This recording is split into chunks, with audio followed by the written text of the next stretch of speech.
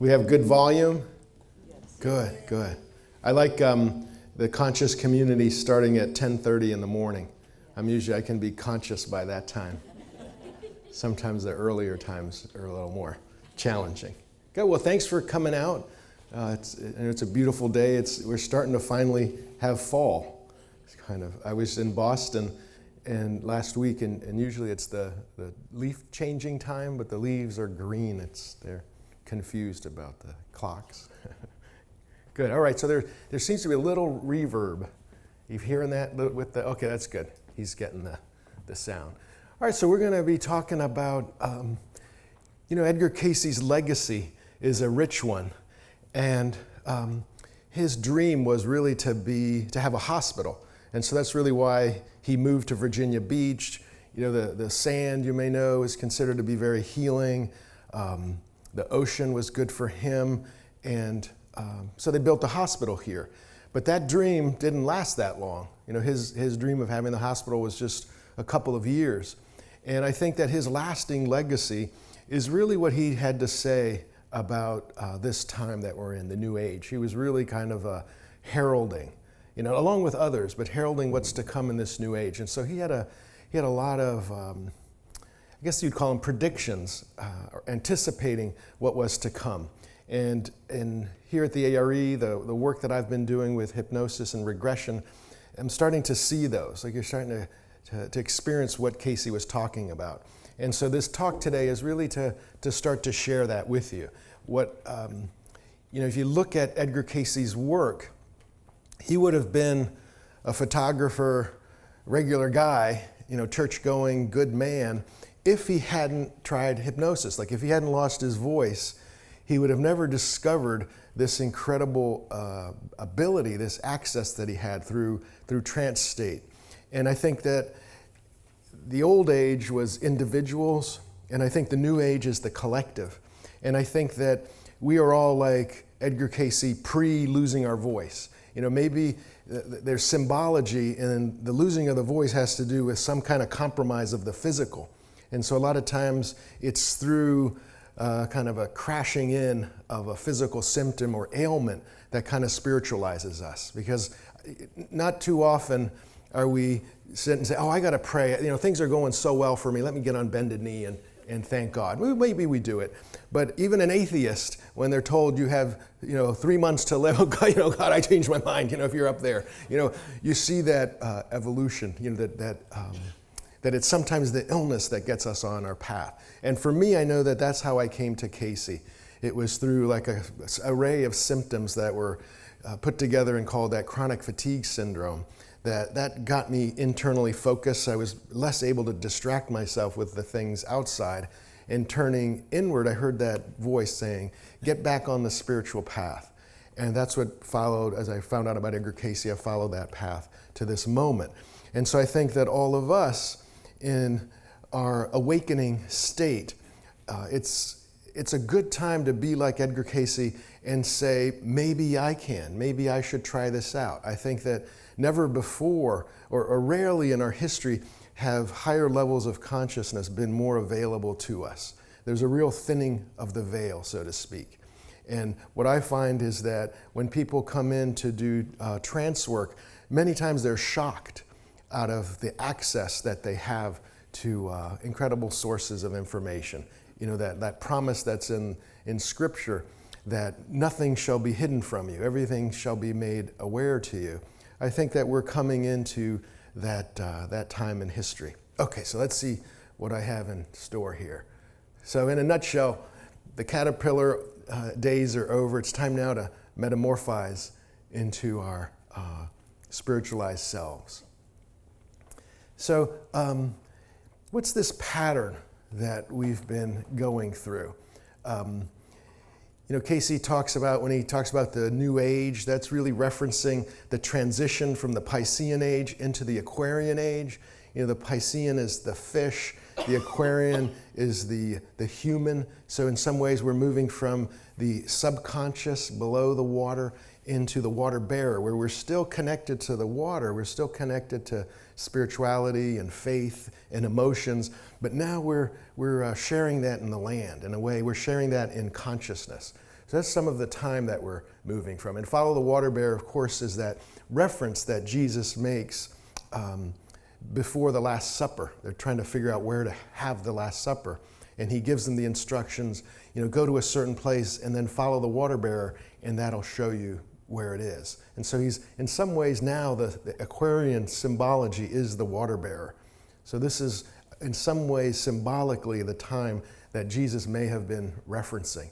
Now, going into, Jesus's ministry, really public ministry, was only 3 years.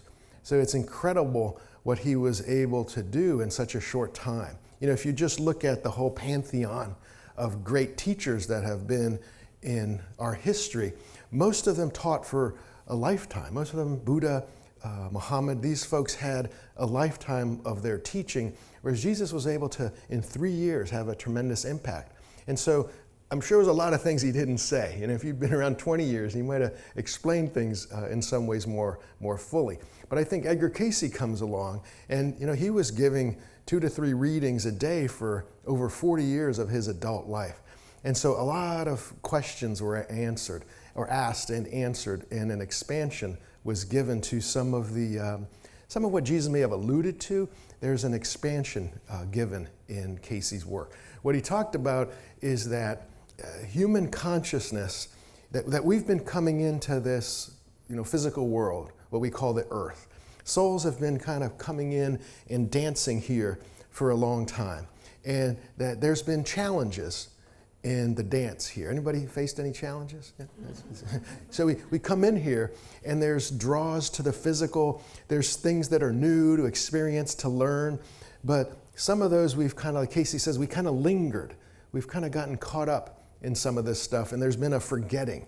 I think that's a nice way to put it. It's just like a spiritual amnesia of being in the earth. But in our awakening process, there have been times where we've come in, we've kind of lost the hang of things, and then we've slowly regained the hang of things, and then lost it again.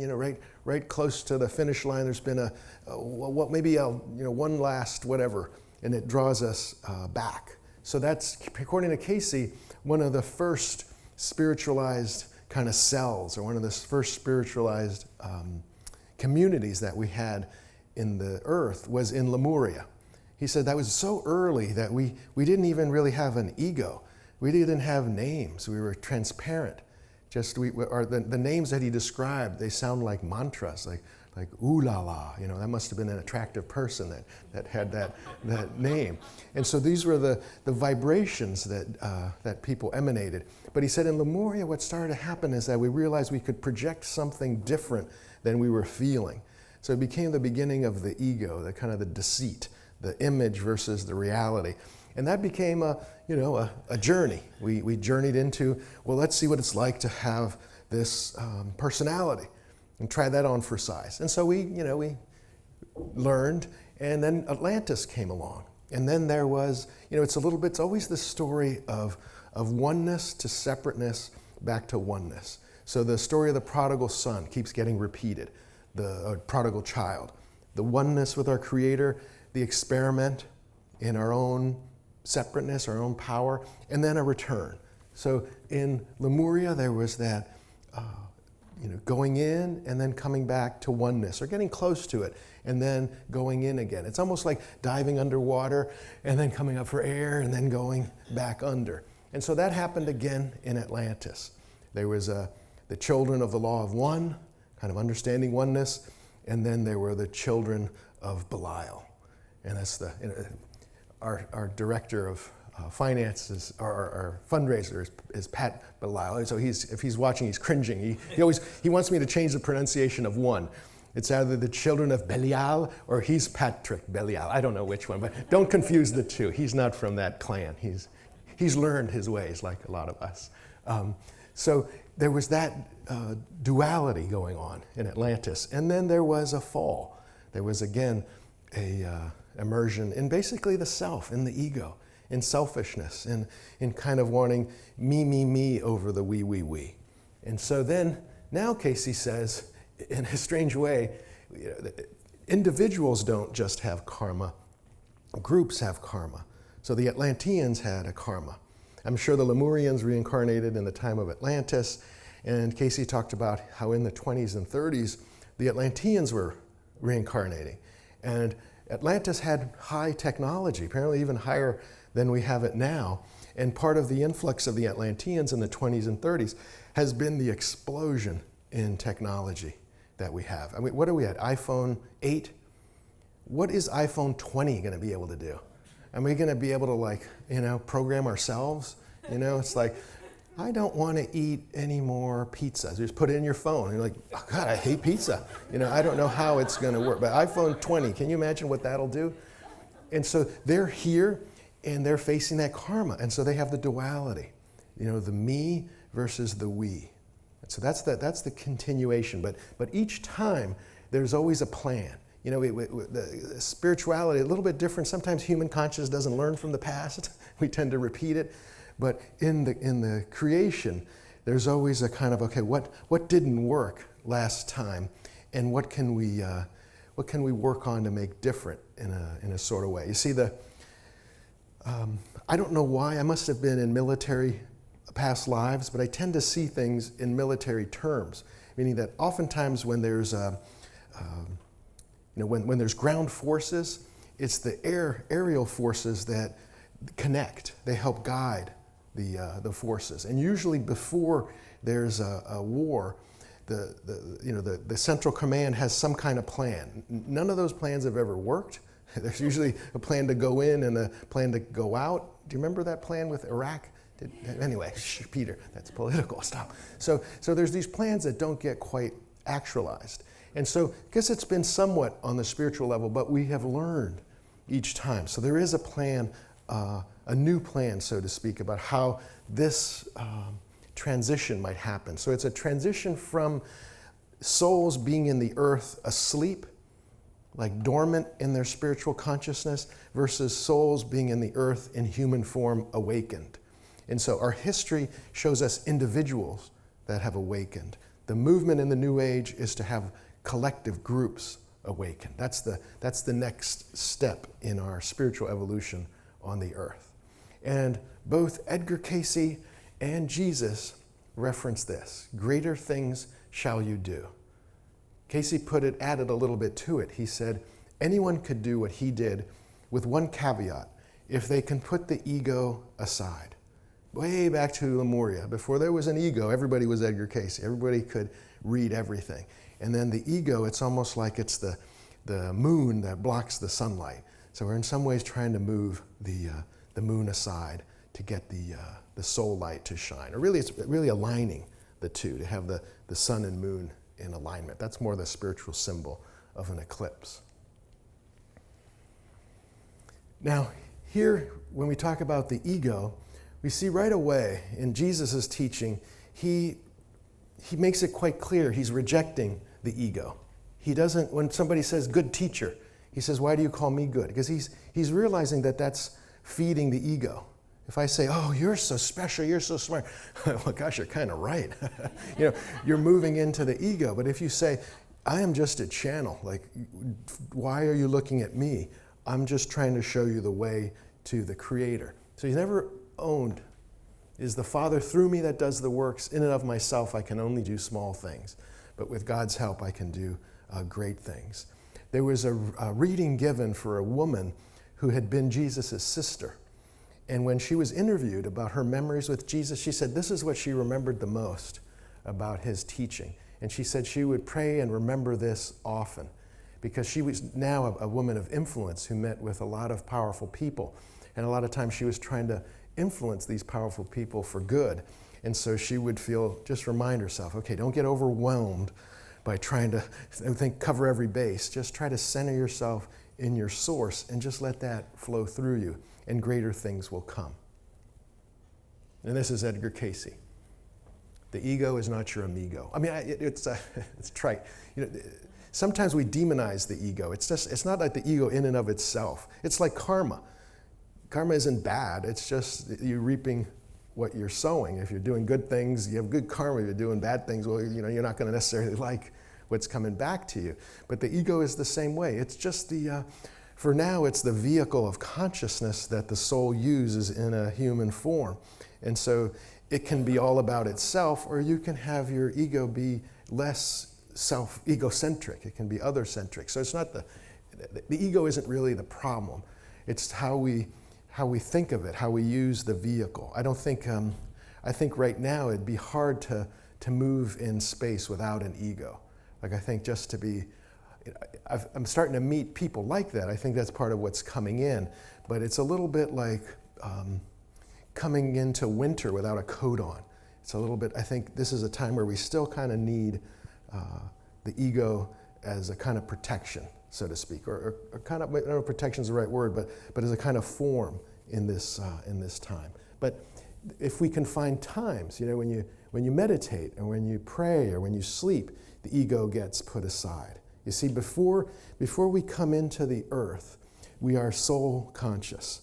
Then coming into the earth is a birth of ego consciousness. And the soul is so vast, it can't fit into this three-dimensional world. So it has to move into what's called the subconscious mind.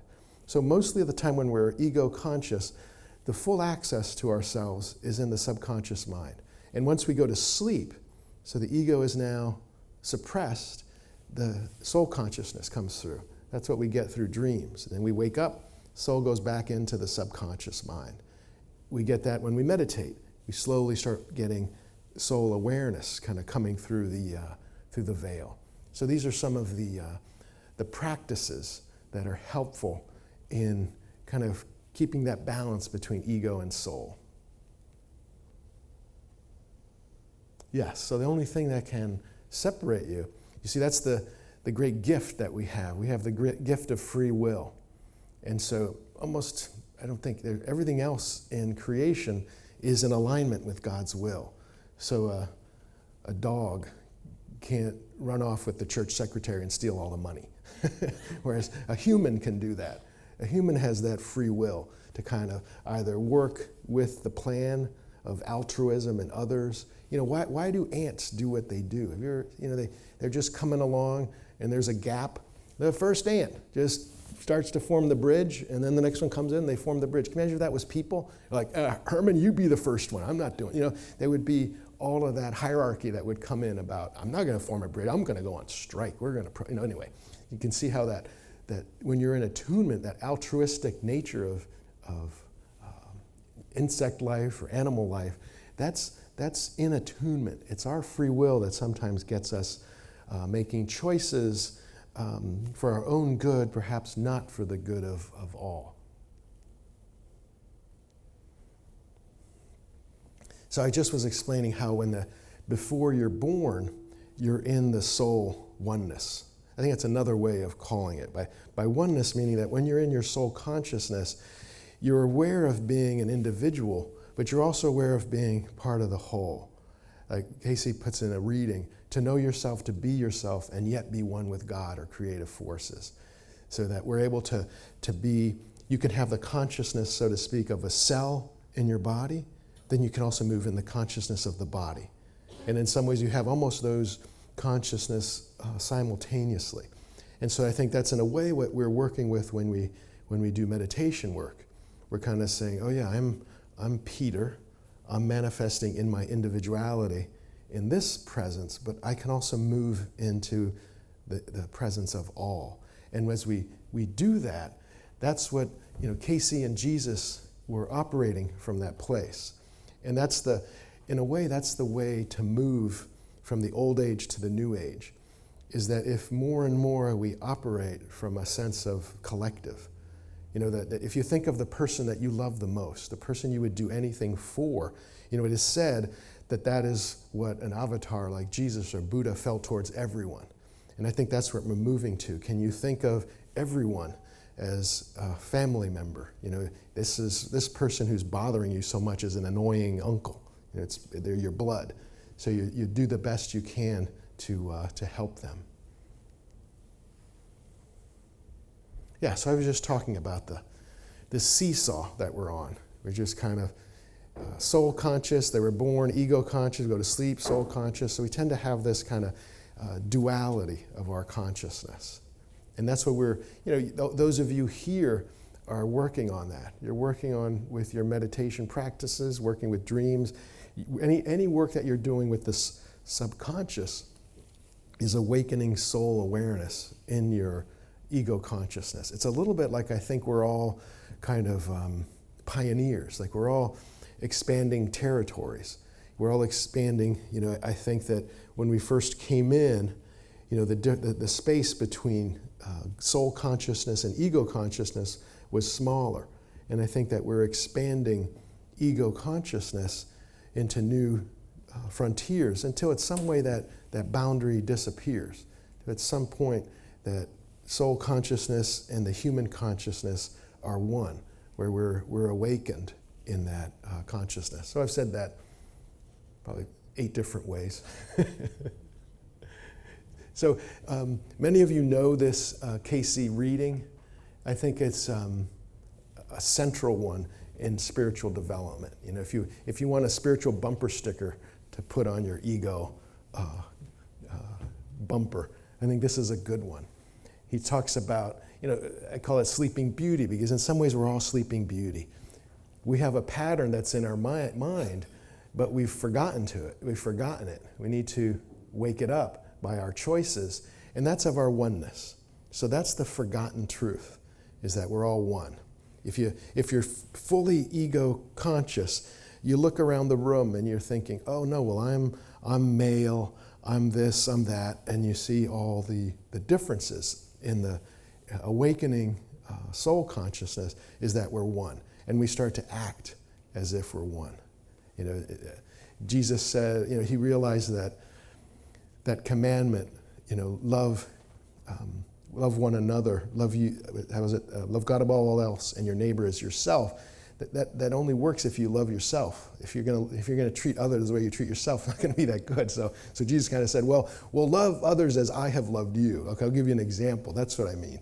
So that's the clarification of that we're that selflessness in our caring for each other. That's what we're awakening to.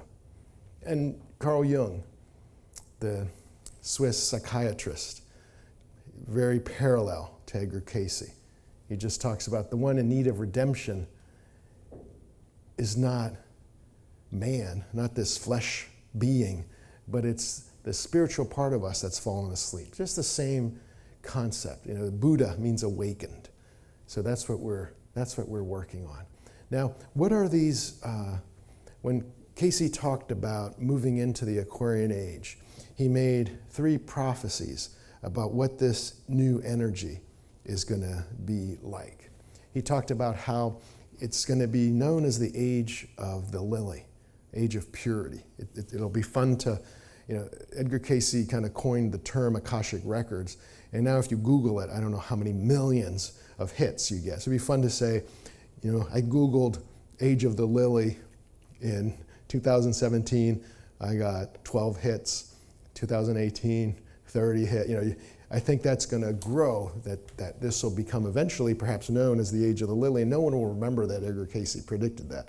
And so maybe sometimes they're self-fulfilling prophecies. Maybe he could have said it's going to be known as the age of the lilac, and then maybe, anyway, that's neither here nor there. I entertain myself sometimes. Just don't mind me. So this age of purity, what he's talking about is that, the age of Pisces was really 2 fish. And so it was an age of, I'd say, the self, selfless and selfish. And so the first fish was really the Christian epic of Jesus' teaching of others. And then the second fish was really like, well, let's not forget about me, the Renaissance and just kind of the abilities of the human got kind of accentuated in that second fish. And so the movement into this time, which Cayce talks about, 58, 98, we'll look at also at 2038, this 80-year span of crossing into this Aquarian age or this Aquarian influence. And he says, as much as there were elements of the old age that had to do with self, the new age is really about others. And he said that in some ways implying that the structures that we have somehow feed off of that energy. So when you think of our government or governments, or when you think of the economic interests or the health care, are those motivated by thoughts of others, or are they motivated by self or greed or those sorts of energies? Don't all answer at once. So we're seeing that some of those energies of the old systems were a little bit exploitative. Maybe not a little bit, maybe a lot. And the new age is that they're not going to be fed. So in some ways you might see how these self-centered kind of structures are being exposed. You know, some of what's happening in the new age is that the light has been turned on. So sometimes I think of it as, you know, you're thirsty in the middle of the night, you go into your kitchen, you turn on the lights, oh my God, there's cockroaches, right? Did the light cause the cockroaches, right? Were they not there before? No, they were there in darkness. But turning on the light just made you aware that maybe you shouldn't leave the sugar out or whatever's creating the situation. And so the light is on now, and I think that are we seeing new things? You know, the problems that are in our society, are they new? I think what's new is that the internet, there's so many vehicles now for transparency. You know, I think the old age in some ways has limited, doesn't want us all to know. You know, if you think of, let's say, the Vietnam War, that was televised. So are wars televised anymore? No, I don't, you know, I read the other day how many countries the United States bombed in the last 4 years. I had no idea. It's something like 8 countries. Did you know we've been bombing 8 countries? You know, it's like, you kind of, oh, which ones? You know, but that's kind of what's been tried to be kept in secret. But it's not secret now. It's kind of coming to light. So some of what, let's say, what would be a structure that is more pure? What would be the new age be like? Well, I like to think of what was the intention that created the anonymous movement. You know, what started off as Alcoholics Anonymous and is now everything anonymous. Any kind of, and basically I think the anonymous movement or an addiction is kind of that you're feeling pain and you're moving to something to help you. And it's something to numb the pain. And the solution is a spiritual thing because it's just like the prodigal child. You know, the separation, loneliness, creates a desire to cling to something. And that's a forgotten oneness. So the addiction movement is to bring you back into a relationship to a higher power or whatever you want to call it. So it's a very spiritual organization. And so I think that that's what's coming. I mean, you think of AA. Does it cost anything? You know, does it have a hierarchy? You know, or a lot of advertisements when you go to, you know, is there sponsor? You know, it's just a bunch of people get together and are there for each other. You know, you get a sponsor for free. You know, I work a lot with addicts, and I don't mean them. I consider myself. I'm still letting go of things. But all these criticisms they'll have of the anonymous movement, you know, and I'm thinking, gosh, it's helped so many people. It's free. It's readily available. I'm not saying it works necessarily for everybody, but it certainly is something that's worth giving a try and seeing what is it that you're rubbing up wrong against with this organization. But that comes with purity. I think there's an intention of helpfulness, of collective. Like I think the new age or the Aquarian age of oneness is very well represented in the anonymous movement. And I think that's why it's spread into, you know, there's a BA, a CA, a DA, you know, whatever it is. You know, Herb Purrier one time said, when you meditate, you either move to God or whatever it is that you prefer to God. So when you're trying to empty your mind, does your mind move upward or what is it that distracts you? Those are the things that your mind prefers to moving into the oneness. Now the global interconnectedness, you know, it wasn't so much that Edgar Cayce was predicting the internet or Facebook or anything like that, but he was as above, so below. So it's almost that the internet is a kind of a physical representation of something that exists that we're tapping into psychically. So Cayce was talking about how there's going to be more and more of a psychic internet, that the way that it's going to play out is that we are going to become much more aware of each other in consciousness. So, you know, and Tesla spoke about this. You know, Tesla had readings from Edgar Cayce. I don't know what they talked about necessarily, but one of the things Tesla said is he says, you know, I notice a couple nights I can't sleep well, I find out a day or two later, a dear one to me was injured or hurt or psychologically traumatized, or there was a big loss of life somewhere on the planet. And he says, I'm feeling that I'm starting to get connected to what's going on globally. And I think all of us have had some of that, where it's almost like you find out something happened, and then it makes you realize, oh, no wonder for the past few days I haven't quite felt right. I've been tapping into that energy unconsciously. And so that's what's beginning to happen. And what the good news and bad news of that is that, right now, let's say we're tapping into what's going on in Puerto Rico. And some of it, we feel compassion, we see the images.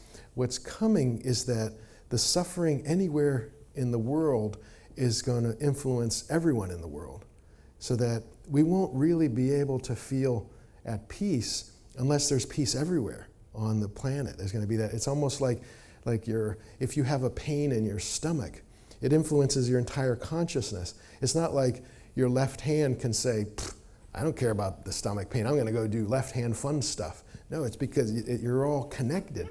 So we're going to come into that consciousness. That's what, yes, laugh as much as you, I love that. Feel free, interrupt my talk with laughter anytime. And so that's what we're moving into, just more and more. And some of us, I think this is part of the new age is, a lot of us, does anybody else have sleep? Has their sleep patterns changed in the last, some of it's getting older, I know that, but there's a lot of, I think when we go into subconsciousness, there's a lot going on. There's a lot that comes through.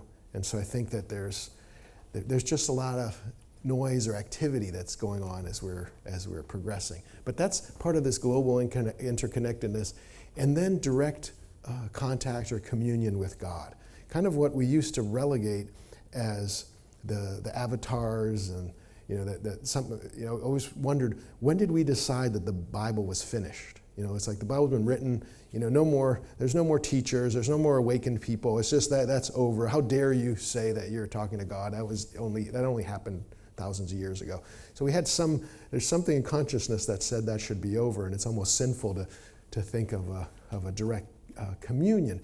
Now, I remember in my own development, I remember when Conversations with God came out, Neil Donald Walsh's book. There was a part of me that was like, oh, how arrogant that he's writing about a conversation with God. Who does he think he is? And I realized he wasn't saying like, I'm the only one that can have a conversation with God. He was inviting all of us into the possibility of a conversation with God, with our higher power. And I think he's invited, that invitation has been accepted by many. More and more of us are saying, well, why not me? Why not me? And we're entering into that relationship, that communion. And that's going to become, that's when I talk about the veil thinning. This is becoming easier and easier. Every day this veil thins. Every day it's easier and easier to move into the consciousness of your soul self, your higher self, your God self, all the way to the source itself. This is, I encourage you to as much as we have to partake of the heavier energies of life, make sure you also take some of the benefits that are of this time. As much as the challenges are always met with the resources. So is this an easy time to be alive? I'm sorry. There's a lot going on energetically, a lot of challenges going on. And so if you stay, this is not a good time to just stay conscious all the time. Have you seen, I do a lot of stuff on Facebook. People take Facebook vacations. They just, oh my God, I'm going crazy, because you're in touch with all these disparate energies. People will comment on you that you would never meet at an A.R.E. meeting. But it's good. You're hearing, somebody somewhere else in the world is just saying, who do you think you are? I'm going to tell you what I think. And oh my God, people feel that way, and they, language and all that kind of stuff.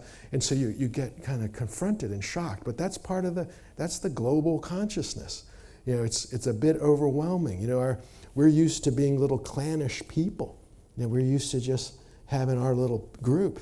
But this new age is moving us into having to relate to, like, you're my brother, you're my sister. Oh my God, can can one of us go up for adoption? You know, like, no, you're all, wherever you go, there you will be with your clan. And so it's a good time, make sure you balance your energies with consciousness and spiritual consciousness. So what I've been doing with social media is I've started a daily meditation. I do a Facebook Live meditation every day. And, there's probably about 7 or 8 people that are there when it's live, but then I watch how it stays on my Facebook page, it gets passed around, and sometimes has between 200 and 300 views. So it's just a little thing, it's like, nothing's all good, nothing's all bad. So social media can be used for riling people up, but it also can be used in constructive ways to connect ourselves. And it's new. This kind of way that we're connected to each other is very new. And I'm learning how to use that. The early version is righteousness. I'm going to tell you everything, but that doesn't work so well. And so now there's this evolution in trying to understand. People won't listen to you until they feel understood. So even if you completely disagree with their viewpoint, you can at least say, well, I hear what you're saying, but I don't agree with that. Here's what I say. And then usually you can get into more of a communion with that. But this is some of the times that are here. This is some of the energies that are becoming more and more available to us. And I think here at the A.R.E., those of us who are meditating, doing trance work, doing regression work, we're at the cutting edge. We're at the frontier of this development. And so some of in general, I think what the New Age is about is that as a soul collective consciousness, we've grown tired of the franchising of God. Basically like little children. My God can beat up your God.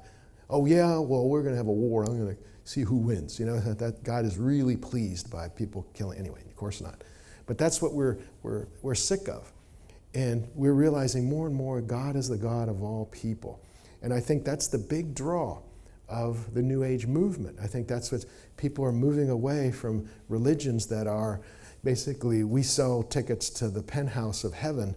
Everybody else is going to be on the 3rd floor. And so that's I'm simplifying, but that's a lot of the draws that marketing for religions. And I think the New Age is just saying, that's not true. We're all equal. We're all family. There's things that are important to know. The religions have great truths, but they're not really about God loving anybody more than anybody else. God giving more access to anybody over anybody else. The access is really in your work that you do to opening to oneness. If you want to access the Creator, it's through oneness. Like when Cayce, I grew up Catholic, and so I always struggle with, no one gets to the Father but through me, and that's interpreted as Jesus, even though Jesus never talked about Jesus. I don't think there's any scripture where Jesus says Jesus. It's not Jesusanity. He was all about the Father. It's all about, I used to think that Christ was Jesus' last name. I thought Mary and Joseph Christ had a kid, and they named him Jesus Christ. And I thought the mailbox said, the Christ family. I didn't, you laugh, but many thought the same. No, anyway. But, I think a lot of people still aren't sure about it. They don't realize that Jesus is the man and Christ is the consciousness. Cayce made that quite clear. And so I think that consciousness is when he says, no one gets to the Father but through me. Cayce says that he's talking from the Christ consciousness, that you could say that now he's channeling the Christ consciousness, that Jesus has opened himself up to be a vehicle of this energy. And so he says, no one gets to the Father but through me. The me is that awakened oneness consciousness. How you go about awakening that is your path. But that's no one gets to the Father. Different religions will put it different way, different traditions. You can't get to higher levels of consciousness without oneness.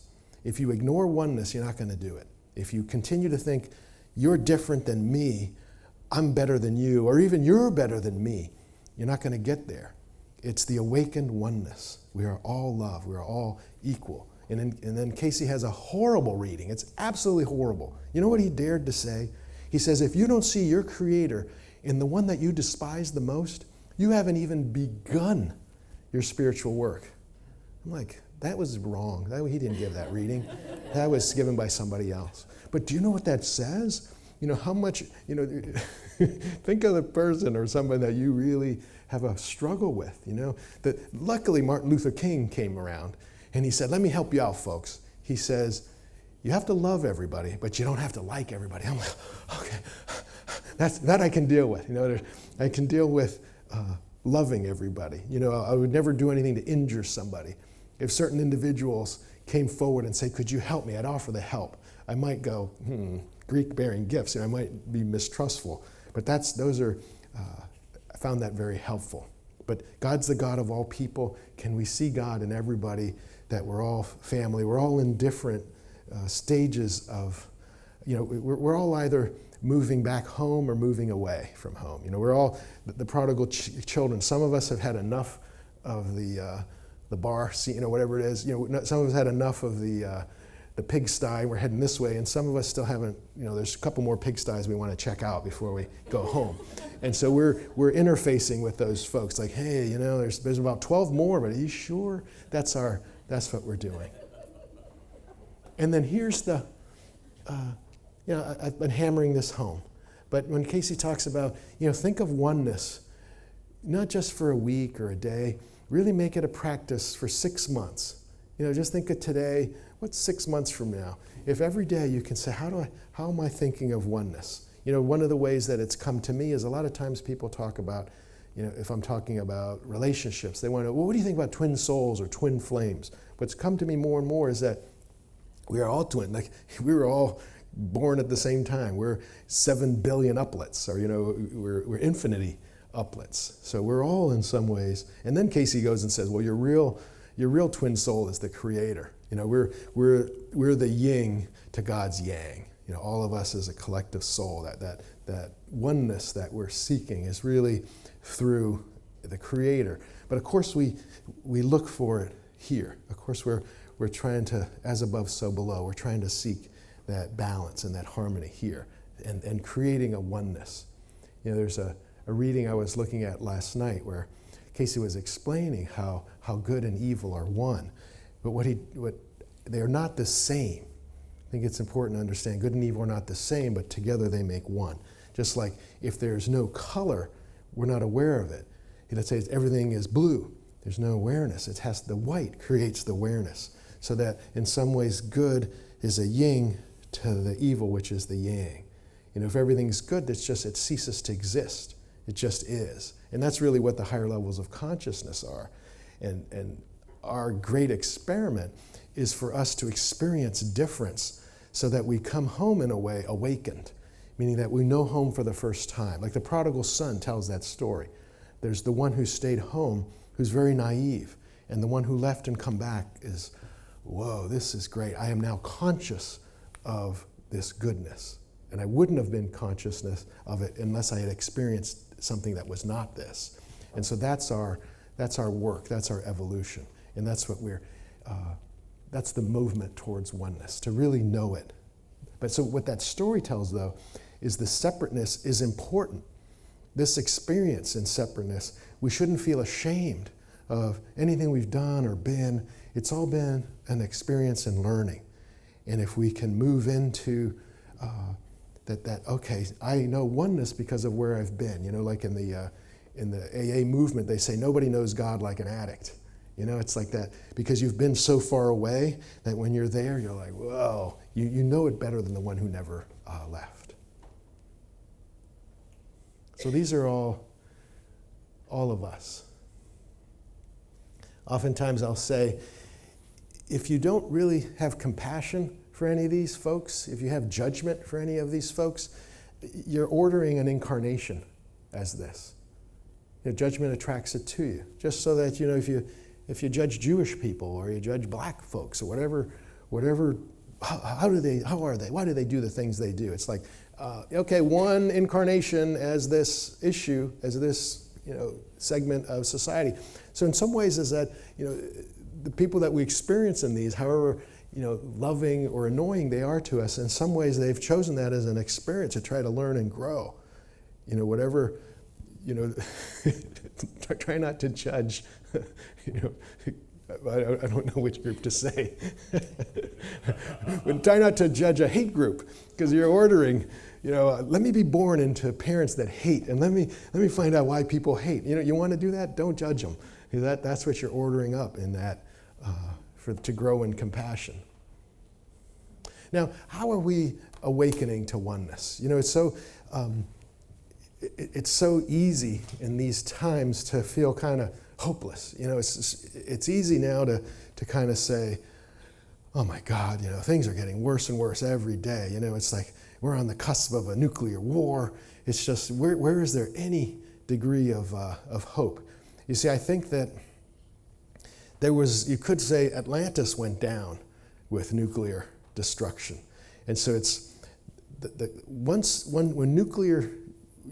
we develop the capacity for one person to wipe out all of human life on the planet, that was a crucial soul awakening conscious moment. And there's something about that time that's important. So we're at that moment now. Like anytime somebody talks about the nuclear option, it awakens and it triggers deep, deep, deep soul activation. So if you weren't activated already, now is a time to really be even more activated about the importance of these sorts of what we're talking about today.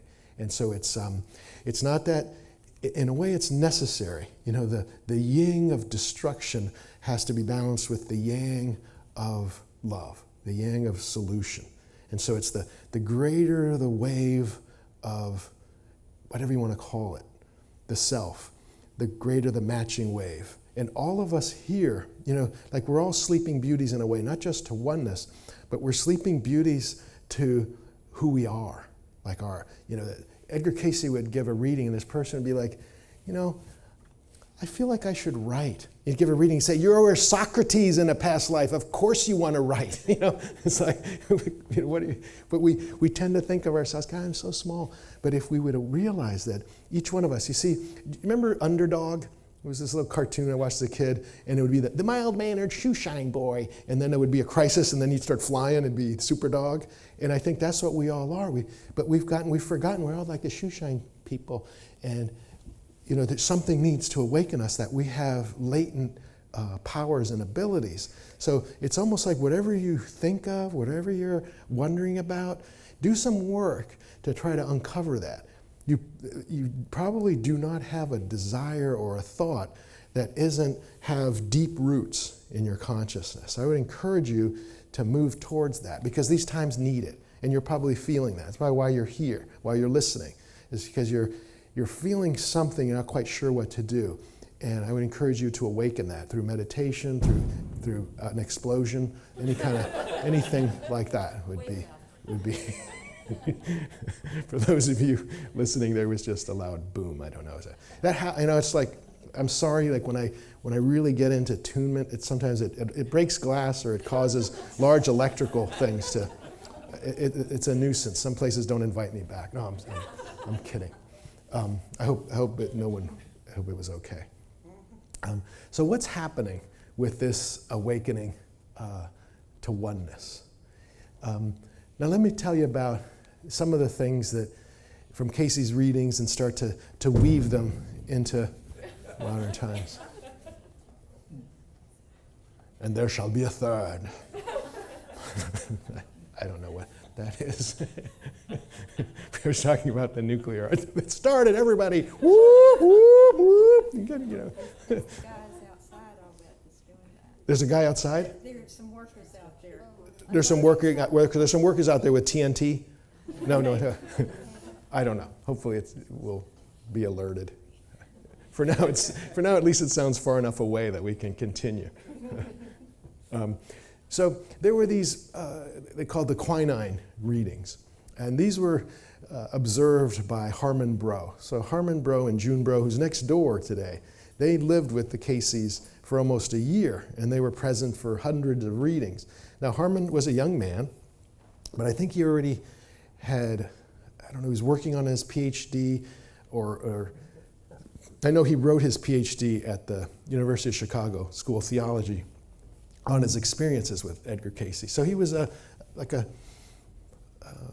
what would be the right word? Thoughtful, maybe scientific mind kind of person. And so what he started to observe was that requests for readings would come in, and it would be like an unusual preponderance of a certain ailment. So there would be like all of a sudden 20 cancer readings that would come in. In every case, he would give readings for these 20 individuals. Now there was apparently an outbreak of malaria, and so they were like 20 or 30 malaria readings given sequentially. And what he noticed, though, is that in some of the readings he gave, he would recommend quinine, which was the conventional medical treatment for malaria. But then for others, it was no quinine, but all these barks and tinctures and prayers and all this kind of weird stuff. And so Harmon's studying, was there anything different? They both have malaria. Why is he giving two different treatments for one ailment? And when he asked Edgar Cayce in trance, the answer came back, for a quinine mind, you must prescribe quinine. And what he was saying is that if your faith is pretty much only going to get activated in science, then if I tell you to have bark and pray and drink slippery elm water, you're going to be like, that's nonsense. I want somebody in a white suit with lots of paper behind them. That stimulates my faith. So then Harmon asked back, he said, well, what's the difference between faith healing and real healing? He said, it's all faith healing. No faith, no healing. You don't have faith in your surgeon, go find another one. When I go to a doctor, I seek that out. I've had foot problems over the years. It's now healed. I found this doctor. Oh my God, I would let him do open heart surgery on me. I mean, he was just so, he just came across, he was always recorded. After you met with him, he'd record it. Who knows, maybe there may have been no cassette in there. It was all theater. But he would do the notes, and you'd sit in the room, and he'd have this news article about how he had mapped the foot. He had been the first person that had done somehow slides of every part of the ankle, and it was just so helpful to medical schools. You're sitting there, oh my God, this guy's awesome. And he'd come in, and I remember he recommended things for my foot that I didn't take. He was saying, well, I don't think you'll ever be able to run again. You might consider fusion. You've had so much trauma there. And I was like, I'm healed. You don't need to stop talking. I'm healed. And so I proceeded. I did some other stuff. And I remember I ran into him at the grocery store, and I said, thank you. You helped me so much. And I think he remembered, I told you to get fusion, and you didn't. Why are you thanking me? I was wrong. But that's the kind of thing that where you put your faith is where you're going to get your healing.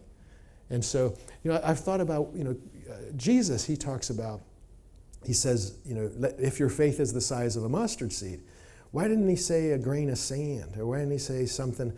Why a mustard seed? Well, a seed is alive. Like a seed has within it, the mustard, the plantness of it. And so if your faith is alive, it can be small, but if there's something dynamic, it can grow. So if your faith is living, it has tremendous potential. You can have no faith, and then that's much more challenging. So are we awakening to this oneness? Are we awakening? How does faith and oneness connect? This is a reading where Cayce talks about all healing comes from the one source. And whatever you do, it's to bring the consciousness of the forces within the body that aid in reproducing themselves, the awareness of creative or God forces. So healing is in whatever way you're bringing the illness is an out of alignment. So in a way he's saying that illness has to do with a kind of selfishness, and healing has to kind of do with the oneness coming back in. And whatever treatment we receive, if it works, it's because it's bringing our body back into harmony and back into balance. And the faith that we put into it is essential in that healing process. So a lot of times when I go to the dentist or I'm getting a massage or whatever it is, I'm in a way praying. I'm giving thanks. I'm having faith.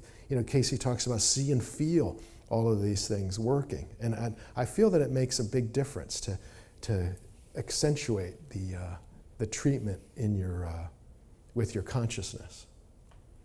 Here's another reading. Would Dr. James Dodds of Portland, Oregon, heal me now if he were to see me in person? And Cayce says, well, if you're putting your faith in Dr. Dodd, maybe, but is it really in God? Who's the healer? Dr. Dodd, or is it God? And so in order to move, now we're kind of shifting here, in order to move into a oneness consciousness, there's in a way kind of a letting go process. So the ego is kind of a control freak. Like the ego doesn't really like letting go. And sometimes even in doing trance work, some people have a hard time in moving away from, they feel, I'm going to be out of control. Even Edgar Cayce didn't like trance work because he'd have to release. Sometimes even in doing meditation, Cayce says the mind gets jealous. A lot of your distractions when you're trying to meditate is that the ego mind doesn't want you to go away. It wants to maintain control of you in a way and moving into the soul consciousness. In some ways, it's also afraid that the ego knows that it's finite. And it knows at some point you're going to move back into the oneness and the ego is going to dissolve. And so some of that, that why have you forsaken me is in some ways the ego going, where are you going? I'm not, the ego stays here while the soul moves on. And so some of that, in moving into this oneness part, there's a lot of these, surrender, trust, co-creation. These are the new skills, the skill set of the new age. Now, if you come from a family that was not very helpful, where you became like if something needed to get done, you had to do it. And so a lot of us are like that we couldn't trust growing up. And so some of this is kind of healing the physical parents that we had, the physical families, and moving into a higher source of our parent or our family. So that's part of this process of surrendering, letting go. Now, faith has its different applications. This is what I think is coming with this new age. And I'll show you how I'm beginning to feel that I'm working with faith. What's happening when you do trance work, you move into a oneness perspective. And I believe that injury happens when we're caught up in the individual drama. For example, I have a sister that growing up, I kept at an arm's length. And it was so subconscious, I wasn't quite aware of it. But then I went and was doing a training and doing a regression, and I saw myself as a priest, and the question was asked, how did I get here? And I saw myself being dropped off as a child in an orphanage, about 6 or 7 year old boy being dropped in an orphanage. And I could feel the consciousness of the boy, which was me in a past life. Angry, afraid, resentful. My parents they could keep me, but they're giving me away. But I look over and see my parents, and it's my sister. My sister had been my mother. But here I am in this work, I can feel what I consider personal. I can feel the feelings that I'm holding on in my ego consciousness. But then I was able to move in the oneness. I was able to feel my sister's feelings. And I was able to feel that she was beside herself. This was a horrible decision. Then I realized it was Ireland, that there wasn't enough food, that they had 12 kids. They were part of the complicity with the church, have lots of kids. And so I realized all of that stuff. And that it was like a breakthrough. I remember when I came out of it, I realized that I had unconsciously been holding this resentment all the way from back there. And so that's where the injury was for me holding on to my small perspective. The healing came to me from realizing and moving into the consciousness of the whole. And so I think that's what we're also moving into. And I think that's what trance work, meditation work offers us, that we can forgive them, for they know not what they do, or they were doing the best that they thought at the time. And then in science, I've just been really, the placebo effect is the coolest thing.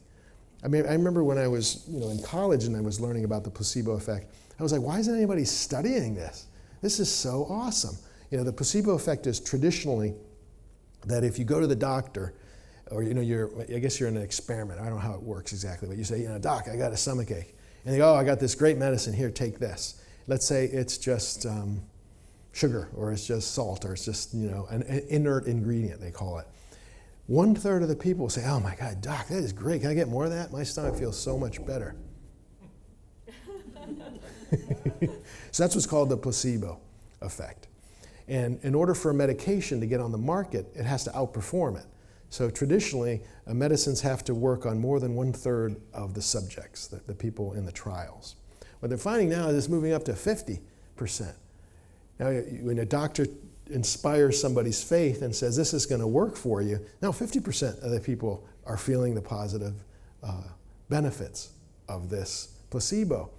And so it's like the pharmaceutical companies hate that because they have medications that aren't better than the placebo. Like for IBS, irritable bowel syndrome, most of their medications work half the time. Well, so does a placebo. And they're like, so they can't make money. They can't get this stuff on the market. So that's, they don't like it. But I'm like, wow, isn't that cool that through belief is somehow growing. And that's the point I want to emphasize. And Cayce talked about it. He said when you drink your orange juice or when you take your medicine, he says spike it. He doesn't use these words, but he says see and feel it working. What he's doing is try to understand how your imagination, your visualization, your faith can be activated by your thought. So you believe that, like, oh, okay, I'm taking this. If a placebo works with an inert ingredient, it can also be spiked with something that's helpful. So when you take a glass of orange juice, it'll help you if you have no consciousness. If you drink the orange juice and you're thinking, I hate orange juice, it's not going to do good things for you. But if you oh my God, this is fresh squeezed, it's got vitamins, you'll be getting all those benefits. I mean, there's lots of interesting work that they've done with this kind of stuff. Like I remember watching this PBS documentary, and there was a young woman who was benefiting from a medication, but it was highly toxic over time. And so they decided to give her the medication with a certain taste, like a very bitter taste. So she took the medication and they gave her the bitter taste. Eventually, she was getting the benefits of it. Eventually they stopped the medication, they kept the bitter taste, and she kept reacting. The body kept reacting as if she was getting the medication. So that's in a way also using unconsciously that effect. So it's, when Cayce talks about the power of the mind, we're really tapping into that more and more. How to put this? Hypnosis work, trance work is very, very strange, meaning that things happen that are weird. Because what I find is that you move in, Cayce says all subconscious minds are connected. So you may know that Edgar Cayce in trance, one time he played the piano really well. He had no training in piano. Under trance, sometimes he spoke foreign languages. And twice it's documented that he levitated. So just say, what? He levitated? We've heard those stories. I don't think anyone here maybe has seen anybody. Maybe you have. Maybe you've seen somebody levitate. But levitating is violating a physical law. Something heavy should not rise up. So what happened? What happens in the consciousness of trance that you break physical laws? So somehow, wherever your mind is, it starts to influence your body. So I've started to think about, Jesus was known to have walked on water. That's something that maybe somebody could do under trance. But I'm starting to think of, we still call ourselves awake, and I put you under in trance. There's a flip side that maybe all of us are under right now. You're all under trance. And somehow, trance work is really an awakening. And I think it was Jesus in the awakened state. And he's realized when you're awakened, you realize that the physical laws follow your consciousness. You don't have to follow the physical laws. So it's just interesting. I think we're starting to tap into this weird way that consciousness interacts with physical laws in ways that we're not, that start to defy, like, Peter, what you're saying, no, kill him. We'll have to write new books. Anyway, don't be offended. Leave that behind if you don't like it. Yes, more and more is fluid. Our minds are indeed creators. Is this moving or is it?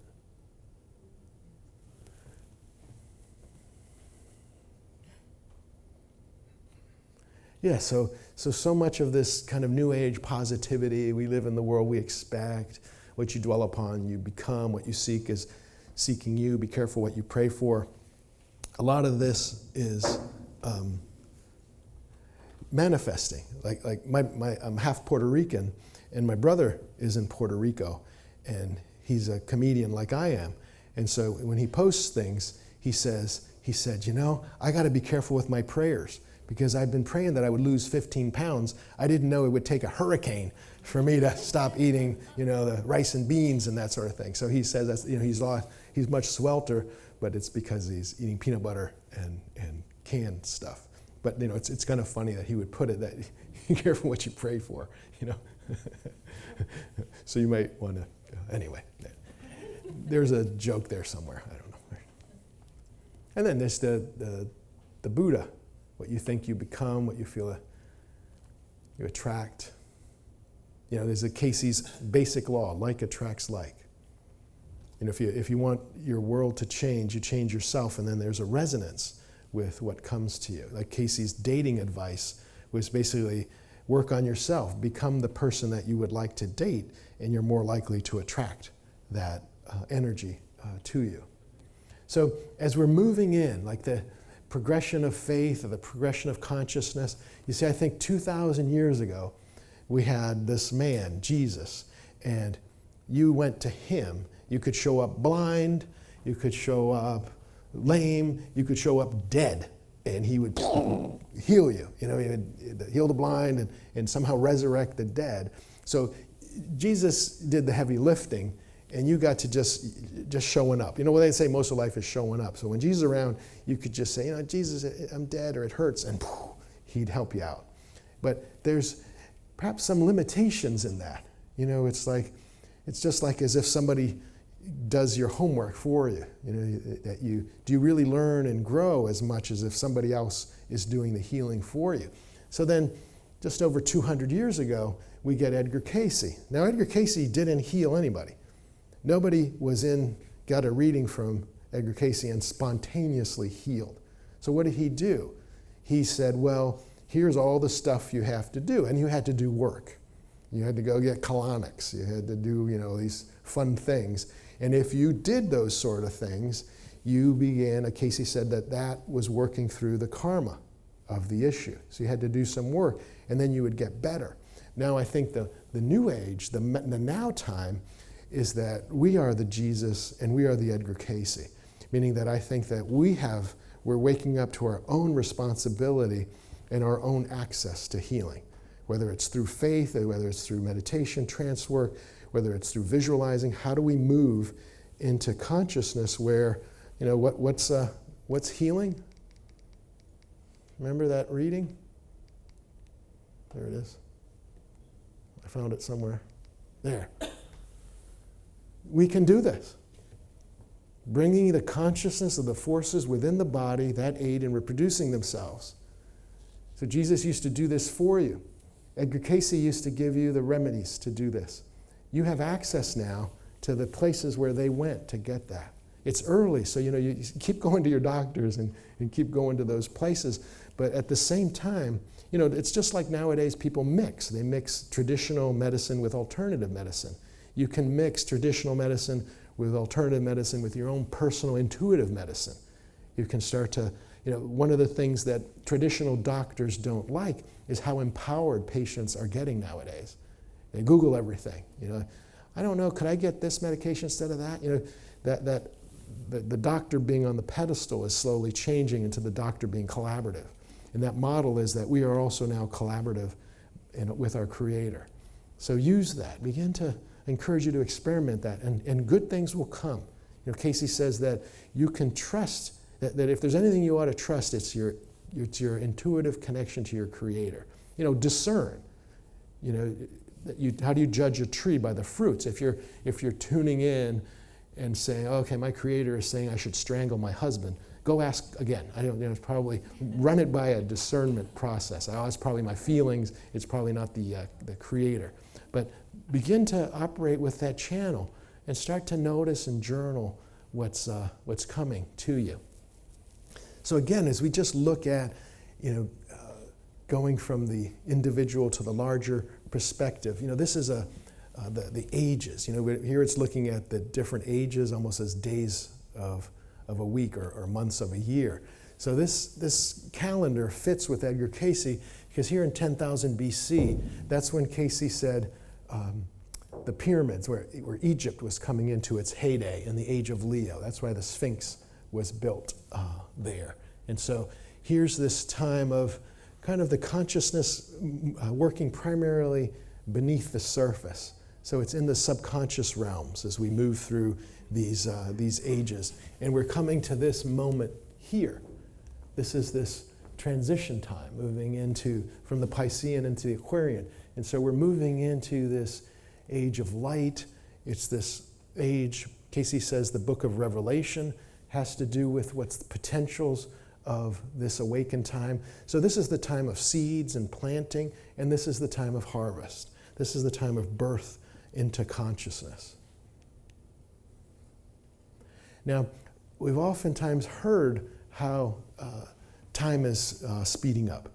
You've heard that? Like, oh, it's the advanced times, or the times, the half times, and the quarter times. And I've tried to think of, well, what does that show? Like, I think we all feel there's more going on. We have access to more information. People can reach us, how many different ways, by phone, by email, by messenger, by, all these, it's just perpetual access. But what are some of the ways that I'm noticing it in my life, or ways that are constructive? Well, I think with this thinning of the veil, I think we started to become conscious of that with like near-death experiences. So somebody would have a pre-life plan, every pre-life plan. I've been a little too selfish, I have to think more of others. And we come in, and there's the forgetting process, and we're like, selfishness still looks kind of good. So we're selfish. We have a near-death experience, and it's like, oh my God, I didn't incarnate to be so selfish. I incarnated to share. And so we come back in, and there's that sharing consciousness. We awaken to our pre-life planning stuff, and so it shifts gears in a way. Now, as beneficial as near-death experiences seem to be, I don't recommend them. Some of them are a little too near, you don't come back. So I don't recommend the near death. But what I'm finding is that with meditation, and not to just be a commercial for regression, you can do this yourself. Like, you don't have to. What I like is you go to somebody who kind of teaches you how to do this, and then you don't have to go again, and it becomes your own access tool. But what I'm finding is that you have your pre-life planning, okay, share and be less selfish. You come in, and then you're selfish, and then you do meditation or whatever you do, and you go, oh, okay, I remember, and you come back in. And I think it's like most of us here feel like in one life we've lived like 5 lives. We had the person we were until we were about 20, and we had our first career, our first marriage, or whatever it was, and then there was this, I had a life and an incarnation when I was in Boston. I reincarnated here twice. By reincarnating, I mean that you tap into a new energy. I think people, 500 years ago, you were a cobbler and you died a cobbler. Now you start off as a cobbler and you end up as a Reiki master. You move in consciousness. And I think a lot of that is because we can tap in. We don't have to wait till we die to reprogram or to remember. So we're kind of in, maybe it's a regression. You kind of, oh, okay, that's why I'm here. And we have a lot more help. And so I think that in this time, we can do like 5 lifetimes of karma in 1 lifetime, because it's easier to stay connected to the purposes. The old age was so much, the veil was thicker, and so you'd come in and it was dense. It was very hard to remember what you were here for, and so you'd get caught up in the group dramas. And I think that one of the help is that as we're moving through this transition time, the veil is thinner. And so it's just, anytime that there's a transition in ages, it's bumpy, but there's opportunities that are there. And so I think that's one of them. I say karma is on sale, so to speak. So is there anything more I wanted to say? Oh, here, Cayce talks about this little moment in time that's right here. And he says this is right around 1958 to 1998. And he didn't quite talk about, he's talking about the 40-year period that precedes 1998, precedes the transition here. And he talked about 58 to 98 as being a period of intense testing for the earth plane. And so if I look back and look at history, you know, the 50s were kind of a very, at least in this country, everybody knew their role. You know, it was like all in the family. You know, men were men and goyles were goyles, like that, you know, like they sing in the thing. Everybody was, you were told what to do and you followed the instructions. And then the 60s come and we're like, no, I want to break that. That's oppressive. And so there was this movement into change. But what started happening in the 60s, the figures that were hope-oriented were killed off. You know, we lost Martin Luther King. You know, hope, you know, let's think more and more of each other, assassinated. You know, John Kennedy, I mean, we didn't know everything about John Kennedy that, you know, we know now, but he was a hope figure. And Robert Kennedy, assassinated. Gandhi, assassinated. And so what happens? You know, let's say you're in a family. You know, we are a family. So you're born into a family and you have mom and dad and you have these hope figures and then they're killed. Well, that creates a lot of pain and suffering. So what do we see happening in the 70s? It's like, you know, I'm gonna focus on me. I'm gonna take care of me. So it becomes the me generation. And what started off as peace and love moved into sex and drugs. And so it became a numbing. You know, I think all that. And then we started saying, well, you know, if there's no hope, I might as well collect as much money as I can. And so the disparity between wealth and poverty got it was a big party on Wall Street. You know, we didn't quite realize where all this money was coming from. Now we do. It was a robbery. Anyway, so all this money that was coming out, and it took a while that 1998 became the cleanup, you know, the crash or the crisis, they call it. And so that 58 to 98, Cayce calls it this period of testing. Where were you? Where was your consciousness in that time? And then now, 1998 to 2038 become very important. So that's the second 40-year period. And where do we get 2038 from? Is that just another year, a good year to start selling books? Like nobody's buying the 2012 books anymore, so we got to come up with another year to do that. Well, it's more complicated than that. Now, I've found in life, and most of you, that there's no wasted skills, there's no wasted knowledge. Like I remember for a little while in my life, I was into theater, and I did everything personally that I wanted to do with theater, and then I left it behind and got into doing, you know, it was very helpful to learn how to be expressive, but then I just went back into doing counseling and that sort of thing. Well, lo and behold, I get here, and they want me to do theater because I have a little bit of a background in it, and so now I do this impersonation of Edgar Cayce, or this portrayal of Edgar Cayce. So somehow that knowledge that was dormant for so long reawoke. And so there's no wasted knowledge. In fact, I'm sorry. I was going somewhere until I hit the aside with that topic. So what's this? What was I? 2038. Oh, okay. Back on track. So I grew up, you know, Spanish was my first language. And then when I went to school, I started learning English. And so my mom would talk to us in Spanish and I would talk back in English. I became English dominant. But then we moved to Puerto Rico when I was like 11 or 12. And you know, if you want to talk to the girls, you got to learn Spanish. And so I had to learn how to dance. I had to learn salsa and all this stuff. And so I started going from understanding Spanish to having to speak it. And so I developed that ability. And then when I became a social worker in Boston, half of my clients were Spanish speaking. So this ability that I had just developed through family roots showed itself having a use. And so I moved here to Virginia Beach, much fewer contact within the A.R.E. or in my catchment and my work with using Spanish, occasionally, but not so much. Well, with the 2012 stuff, they started inviting the Mayan writers and teachers to come here to speak. Well, the fellow that they invited, Carlos Barrios, who wrote the book of Destiny, he spoke Spanish. You know, he spoke Quechua and Spanish, and so they said, Peter, you speak Spanish. Can you special him? So this Mayan guy who's kind of going to meet him at the airport. And for a whole week, we just kind of hung out. He had the best dirty jokes. I was, I remember them too. It was just funny to see this.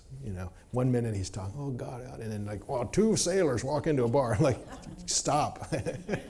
No, I laughed anyway. So I specialed him while he was here, and we just had we had all our meals together. We just did a lot of talking. So I understood, sometimes he was doing a lot of interviews. And so I knew the people asked the same questions. So he would just look at me, and in Spanish he'd say, just give him the answer. And then I'd answer, and the people saying, well, how come he was talking Spanish so short? So I had to say, Don Carlos, you're going to have to say something. Just order a pizza, and it sounds like you're talking, and then I'll translate for you. But no, he never did that. But so I got to understand a lot of the teachings that he was emphasizing. What was core to him was that he was saying, the 2012 date has become so popular with the West. And he says that 2012 is just this moment. It's just a transition time. He says it's just it's the galactic year. It takes these 25,000 years for our solar system to do one revolution around its center. And so this moment here is it's like New Year's. It's Galactic New Year's Day. Party like it's 1998. That's the spiritual song. And so he says there's so much emphasis on 2012. He says what we're worried about or more emphasized on is on 2038. And I said, why is that? Well, he says it's like a birth happens here, and we measure 13-year cycles going forward with that. The Mayans are the timekeepers. They keep time based on the sun, the moon, Venus, all the planet. That's how, like, our calendar has to adjust, add 1 day every 4 years. They add 1 day every 25,000 years. Like their way of that's why they're called the timekeepers, very accurate keepers of time. And he says one of the ways that we measure time is in these 13-year cycles. And he says it's just like from a kid between 0 and 13, they're not going to get in that much trouble. But it's in that second 13, between 13 and 26, where they're sowing their oats, that they can get into a lot of trouble. That's where you have to pay attention. So he says, if we can get, well, of course not here, if we can get to 2038, we feel that we'll have gotten over the hump of it. And I'm thinking, wow, so there's the 58 to 98, 98 to 2038. And what I told him that he didn't know is that the pyramid calendar, or the pyramid, in the Great Pyramid in Egypt is also a calendar. And it ends in 2038. The calendar, the pyramid, which was built all the way here in 10,500 BC, marks 2038.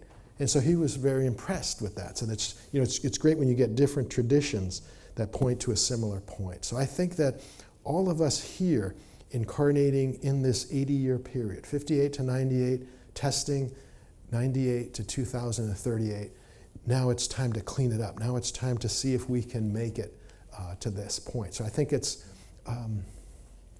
I personally, and I think collectively, that we're paying attention now. What is it, 2017, it's only 21 years from now, that these next 21 years, and somehow in spiritual time, are very, very important. And I think that we're seeing quickly how things can change. I think one thing that these mega storms and these fires are showing us is that in a blink of an eye, things can change. And I think that if we're all here, and they say, oh my God, everybody run out of the building. Some people will panic, and certain people will stay centered and able to guide and to help. And I think what we're seeing in little microcosms is that the earth changes, that there's going to be the potentials for people running amok, sort of thing. And those of us who are doing our homework will be able to be the guides. And so it's not too late. It's a good time to develop a practice of your meditation, of your prayer, working with your dreams. My dreams have been very helpful in understanding what's coming and finding a peace. I had a dream that's helped me understand very well that I'm going to be wherever I need to be. And I'm not going to worry about my death until, it's happening. That I'll know that I'm not going to have anticipatory, that somehow things will be where we need to be. And if I need to be with the group that dies, then that'll be my destiny in a way. And if I'm not meant to be, I'm meant to be somewhere else, that'll be my destiny. So that's a question. And so we end in a few minutes. And so we'll see, I can stay for questions, but I know the broadcast has to end at noon. I had a thought we were going till 12:30, but anyway. So in summary, this is just the promises of Edgar Cayce is that we're in this age of awakening, of the Christ pattern. And it's symbolized by the 1,000 years of peace. That in some ways, if we can get past this 2038, the vibration of the earth is changing. The vibration of the earth is changing through us. You just think of all of us are like balloons. And as we raise our consciousness, collectively, we're lifting the consciousness. We're like Atlas.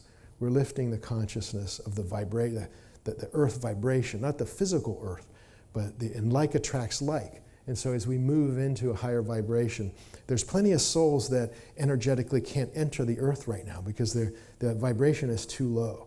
All of us fit in. I hate to tell you, we're the pirates that are part of we're the heralds, the Johns that came before Jesus to prepare the way. We're very important, but we're the way makers.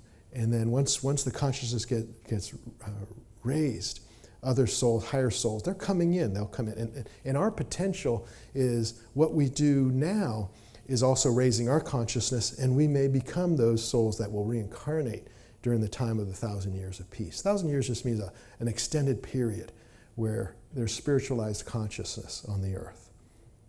All right, it's noon. I just want to say thank you. It's been a pleasure to be here.